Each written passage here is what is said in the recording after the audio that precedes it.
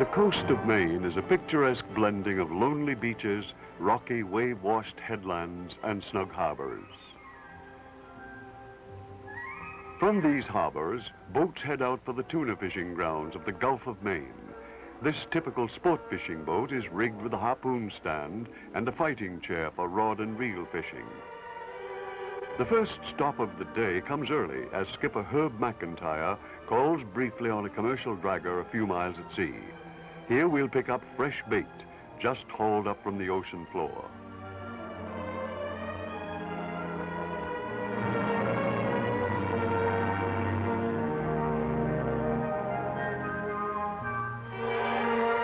Our bait is squid.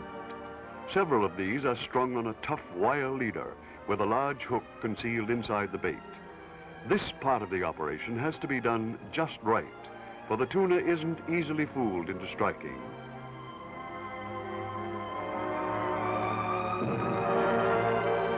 Baiting up always draws an audience.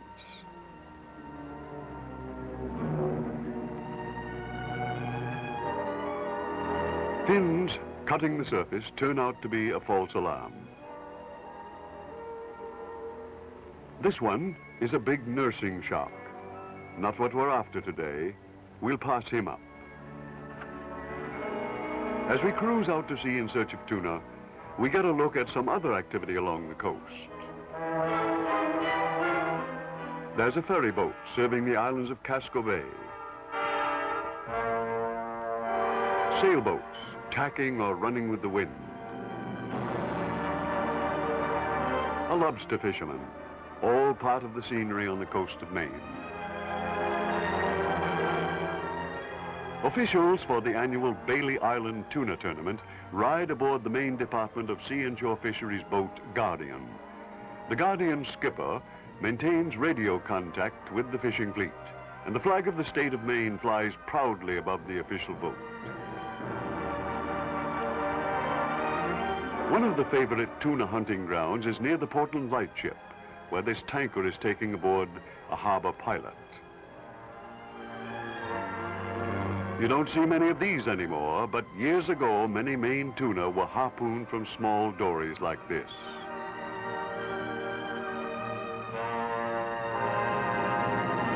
Tuna fishing is really a form of hunting, watching the sea for fins breaking, as we're doing here from the crow's nest.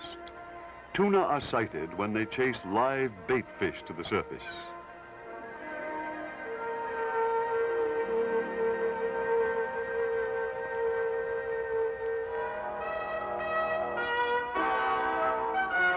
There they are, tuna breaking, and our skipper gets set with his harpoon.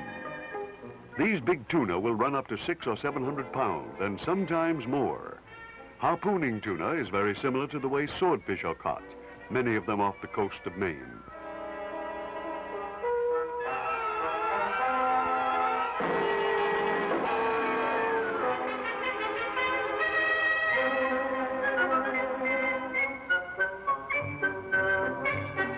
We're coming right into the school.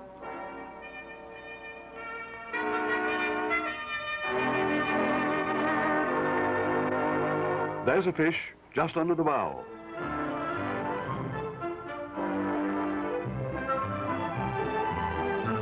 Got him.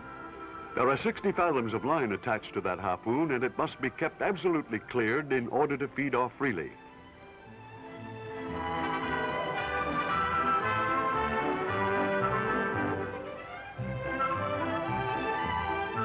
Look at the power of that fish. He's sounding and dragging the flag under.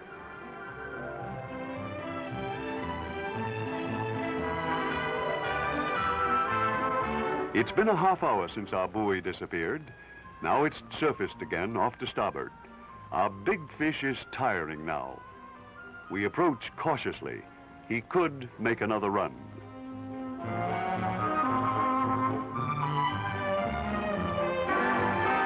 When things have quieted down, the boat comes alongside to pick up the flag and haul in the line. You always wonder what's on the end. These are such huge fish, running up to 300 or 400 pounds, or even 600 or 700 pounds or more. The world's record is over 1,000 pounds.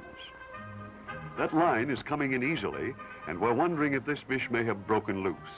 These big tuna represent a considerable financial return in dollars and cents to the boat. Tuna meat is delicious, and there's a demand for it on the fish market.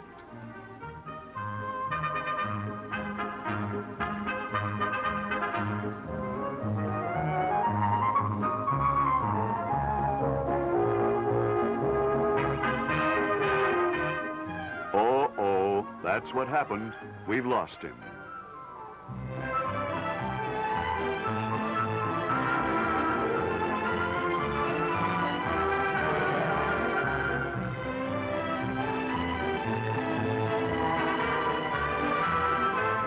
Well, there's nothing to do but to try it again.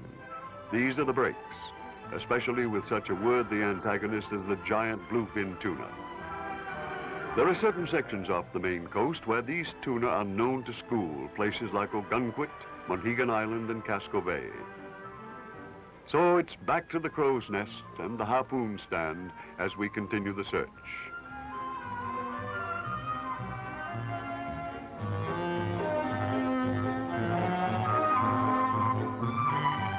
Here's a boat fighting a big tuna on rod and reel.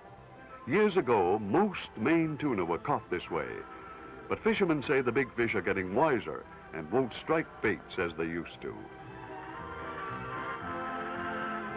What's that flash in the water?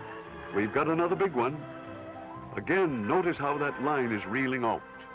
This is a solid hit.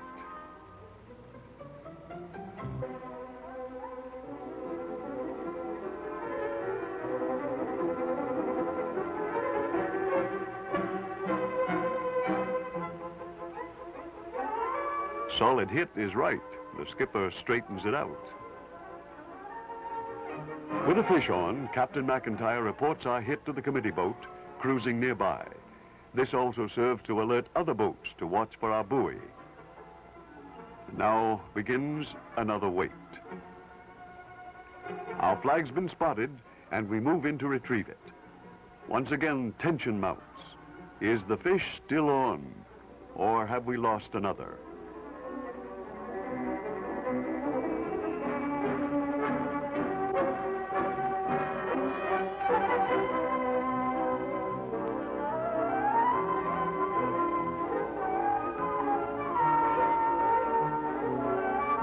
The line comes in easily at first, but soon the weight of the fish makes it tough work.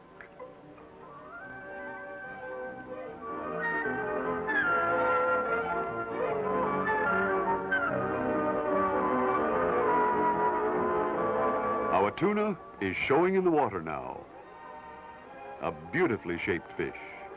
The popular mackerel that's caught on fly rods and spinning tackle along the Maine coast is a member of the same family. Old-timers call the giant bluefin tuna horse mackerel, and these big fish are comparable in weight to a pony or a colt. Our crew is stripped for action here as they pass a loop around the tail and secure the fish for winching aboard.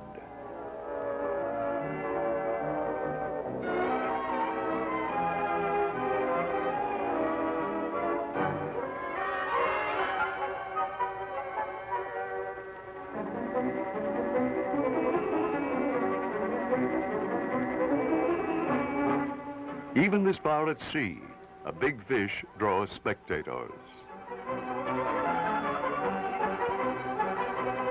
Our tuna is coming aboard now, and we begin to get an impression of its tremendous size. They're fabulous fish. When tuna are schooling, word gets around, and sometimes there's quite a fleet of boats out.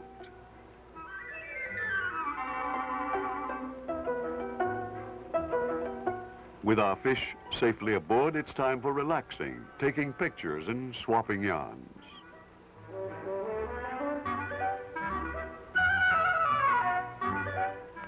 For our skipper, too, it's a time to relax as we head back to Bailey Island. While this is considered sport fishing, it has its commercial side as well. These big fish represent a considerable income for the boat. This is our port, Mackerel Cove on Bailey Island, headquarters for much of the Maine tuna fleet. Boats are drawn here from several states to compete in this annual tuna tournament.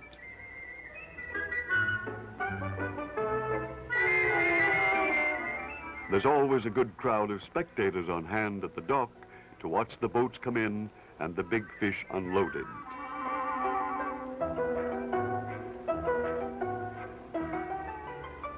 And comes that final moment when our giant fish is hauled out to be displayed proudly for the traditional picture of a successful journey on the tuna grounds of the coast of Maine.